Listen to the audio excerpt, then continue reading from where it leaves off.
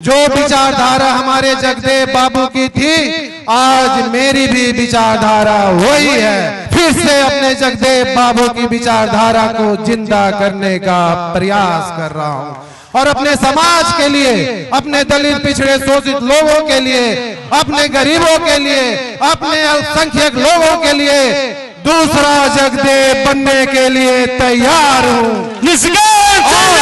अपने समाज के लिए, अपने गरीबों के लिए, अपने दलित शोषित लोगों के लिए, अपने अल्पसंख्यक लोगों के लिए अगर मुझे अपने जगदेव बाबू की तरह अपनी शहादत भी देनी पड़ी तो मैं उसके लिए भी तैयार हूं। कोई भी काम इंसान की सोच से बड़ा नहीं होता है और हारा वही है जो कभी लड़ा नहीं है। बिहार का मुख्यमंत्री कैसा हो, सिन्हा जैसा। हम उस विरासत से आते हैं जिसने सम्राट अशोक जैसे महान शासक को जन्म दिया और जिन्होंने सिर्फ तलवारों से नहीं बल्कि अपने विचारों और अपने न्याय से इस देश का नेतृत्व किया। सम्राट अशोक ने युद्ध की बजाय समाज और धर्म के रास्ते को अपनाया और एक सच्चे राजनेता की तरह लोगों के दिलों में एक अमिट छाप छोड़ी।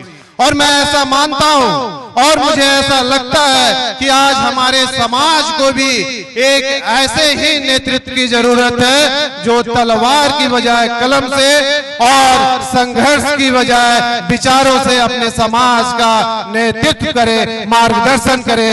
और आपका भाई ऐसे ही मार्गदर्शन के लिए अपने समाज के लिए, आप लोगों के लिए तैयार है।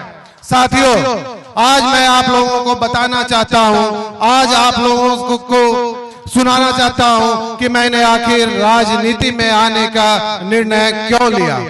वैसे तो मेरे दादाजी और मेरे परिवार राजनीति में रहे हैं। मेरे दादाजी ना सिर्फ एक राजनेता थे बल्कि एक स्वतंत्रता सेनानी और एक सामाजिक कार्यकर्ता भी थे। उन्होंने लगभग 25 वर्षों तक एक सफल मुखिया और एक सफल प्रमुख के रूप में लोगों की सेवा की है। लोगों की मदद करना और लोगों की सेवा करना मेरे परिवार के खून में है। मैंने बचपन से अपने परिवार के लोगों को जनता की सेवा करते देखा है और यही वजह है कि पिछले 5 सालों से मैं भी समाज का सेवा कर रहा हूं, खासकर शिक्षा के क्षेत्र में। असल में मैं ऐसा मानता हूं और मुझे ऐसा लगता है कि किसी भी समाज को मजबूत करना हो तो शिक्षा का मजबूत होना बहुत ही जरूरी है। शिक्षा समाज की नींव होती है और जो समाज शिक्षित होता है उसे तरक्की करने से कोई नहीं रोक सकता है। शिक्षा वह ताकत है जो समाज को बदल सकती है और उसे सशक्त बना सकती है। इसलिए पिछले 5 सालों से मैं समाज के लिए शिक्षा के ऊपर काम कर रहा हूं ताकि आने वाले समय में हमारा समाज एक मजबूत समाज बन सके और एक सशक्त समाज बन सके। पर साथियों, किसी भी समाज के लिए सिर्फ शिक्षा का मजबूत होना ही काफी नहीं है। जैसे शिक्षा समाज को मजबूत बनाती है वैसे ही राजनीति समाज को दिशा देती है। राजनीति वह ताकत है जो आपके अधिकारों की रक्षा करती है, आपके हक को सुनिश्चित करती है। इसलिए आपका भाई राजनीति में आने का फैसला लिया। साथियों, आज मैं आप लोगों के बीच अपने दिल की बात, अपने मन की बात कहना चाहता हूं। मैं कभी भी राजनीति में नहीं आना चाहता था। मैं करीब 20 वर्षों से अपना बिजनेस कर रहा था और 20 वर्षों की कठिन मेहनत से मैंने बिजनेस के दुनिया में एक अलग पहचान बनाई थी। असल में आप सब मेरे परिवार के एक सदस्य हैं। तो आज मैं आप लोगों को अपने दिल की बात, अपनी मन की बात बता सकता हूँ। मेरा भी एक सपना था कि मैं भी इस देश का एक बड़ा बिजनेसमैन बनूं और इस देश के लोग मुझे भी टाटा, बिरला और अंबानी के जैसे याद रखें। पर जैसे जैसे मैं समाज के करीब आता गया, अपने समाज के लोगों से मिलता गया, अपने समाज के लोगों के लिए काम करना शुरू किया, तो मुझे यह एहसास हुआ कि किसी भी समाज को मजबूत करने के लिए जितना बड़ा योगदान शिक्षा का होता है, उतना ही बड़ा योगदान राजनीतिक का भी होता है। तो जहां मेरे जैसे पढ़े लिखे युवा अपने समाज को मजबूत करने के लिए शिक्षा के ऊपर काम कर रहा है, वहीं मेरे जैसे पढ़े लिखे युवा अपने समाज को मजबूत करने के लिए राजनीति के लिए भी काम क्यों ना करे। साथियों, आज जितने भी लोग यहाँ पे बैठे हुए हैं, मैं आप लोगों से एक सवाल पूछता हूँ, क्या मेरे जैसे पढ़े लिखे युवा को राजनीति में आनी चाहिए या नहीं? आनी चाहिए या नहीं? आप लोगों का जवाब हाँ या ना? आप लोगों का जवाब इतनी जोर से सुनाई देनी चाहिए ताकि पूरे देश के हर कोने में आपकी गूंज सुनाई देनी चाहिए। साथियों, आप लोगों का जो भी फैसला होगा, आप लोगों का जो भी निर्णय होगा, वो हमेशा मेरे सर माथे पर होगा।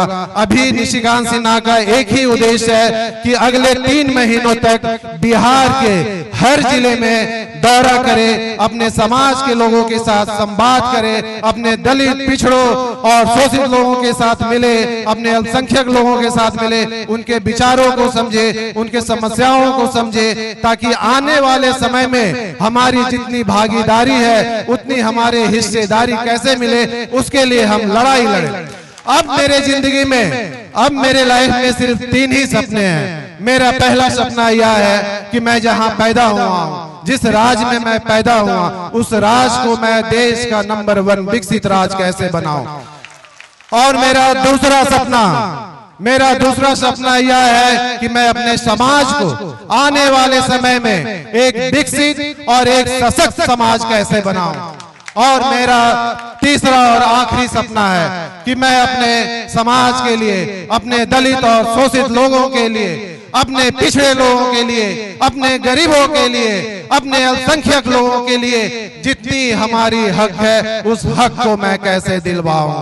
जो विचारधारा हमारे जगदेव बाबू की थी, आज मेरी भी विचारधारा वही है कि जितनी बड़ी हमारी भागीदारी है, उतनी बड़ी हमें अपनी हिस्सेदारी भी मिलनी चाहिए। और आज मैं फिर से अपने जगदेव बाबू की विचारधारा को जिंदा करने का प्रयास कर रहा हूं और अपने समाज के लिए, अपने दलित, पिछड़े, शोषित लोगों के लिए, अपने गरीबों के लिए, अपने अल्पसंख्यक लोगों के लिए दूसरा जगदेव बनने के लिए तैयार हूं।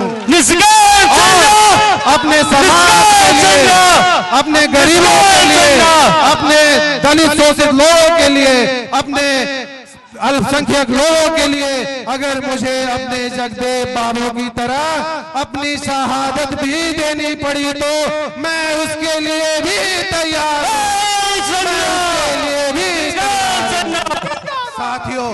साथियों, मैं अब अंत में मैं बस यही कहना चाहता हूं कि कोई भी काम इंसान की सोच से बड़ा नहीं होता है और हारा वही है जो कभी लड़ा नहीं है। आप लोगों का इतना प्यार, इतना सम्मान जो मिला, मैं आप लोगों का हमेशा ऋणी रहूंगा। और आप लोगों ने आज जो मुझे इतना साथ दिया, इतना सम्मान दिया, इतना प्यार दिया, ये आपका भाई, आपका बेटा, आपका निशिकांत सिन्हा यह विश्वास दिलाता है कि आप लोगों की तरक्की के लिए, अपने समाज के लिए, अपने दलित, शोषित लोगों के लिए, अपने गरीबों के लिए, अपने अल्पसंख्यक के लिए, अपने राज बिहार के लिए, अपने देश के लिए अंतिम सांस तक प्रयास करता रहेगा। जय बिहार, जय सम्राट, जय जगदेव,